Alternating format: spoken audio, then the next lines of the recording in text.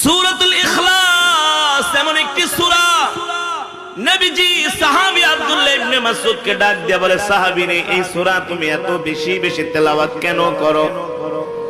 আব্দুল্লাহ ইবনে মাসউদ রাদিয়াল্লাহু তাআলা আনহু বলে, ওগো আল্লাহর নবী, এই সূরার মধ্যে আল্লাহ তাআলা সবচেয়ে বেশি তার গুণ বর্ণনা করেছেন। কুল হুয়াল্লাহু আহাদ, আল্লাহ কয়জন? জোরে বলেন। আল্লাহুস সামাদ, আল্লাহ অমুখাপেক্ষী, কারো কাছে মুখাপেক্ষী না। লাম ইয়ালিদ ওয়া লাম ইউলাদ, আল্লাহ কাউকে জন্ম দেয় নাই। ওয়া লাম ইয়াকুল লাহু কুফুয়ান আহাদ, আল্লাহ কারো থেকে জন্ম নেয় নাই। ঠিক কিনা বলি? আমার রব, আরো জোরে বলেন। এই কারণে আমি সূরাটা বেশি বেশি তেলাওয়াত করি।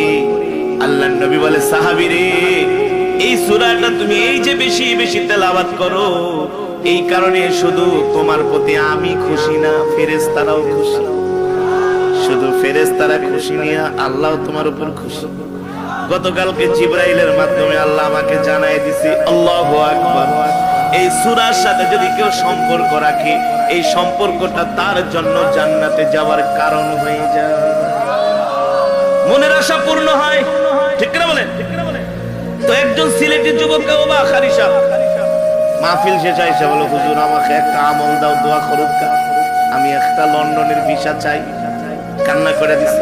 বলে, হুজুর লন্ডনের ভিসার জন্য পাসপোর্ট জমা দিতে দিতে দিতে দিতে হাঁটতে হাঁটতে কষ্ট করতে করতে আমি একেবারে ফেড আপ হয়ে গেছি, আমার জুতা ক্ষয় হয়ে গেছে। তুমি আমাকে একটা আমল দাও যাতে আমি একটা লন্ডনের ভিসা পাই। আমি বললাম, যুবক তুমি 40 দিন সূরাতুল ইখলাসের আমল করবা। কয়দিন? 1000 বার। কয় হাজার বার? কওবা খিতারে, এটা কোনো ব্যাপার হইল না রে বা, খিতা খাও, একটা লন্ডনের ভিসা আমি জীবন দিয়ে দিই। তুমি আমারে দোয়া করো, আমি সূরা ইখলাস 1000 না 3000 বার পড়ব। আমি বললাম, ঠিক আছে আমল করো। রাসূলের হাদিস, আল্লাহ মনের আশা পূর্ণ করবে। 4 মাস পরে আমি আবার সিলেটের মাহফিলে গেলাম। সিলেটের ফেন্সুগঞ্জ থানা শাহজালাল ফার্টিলাইজারের পাশে ওই যুবক দেখে আবার আমার মাহফিলে বসে বসে ওয়াজ শুনতেছে।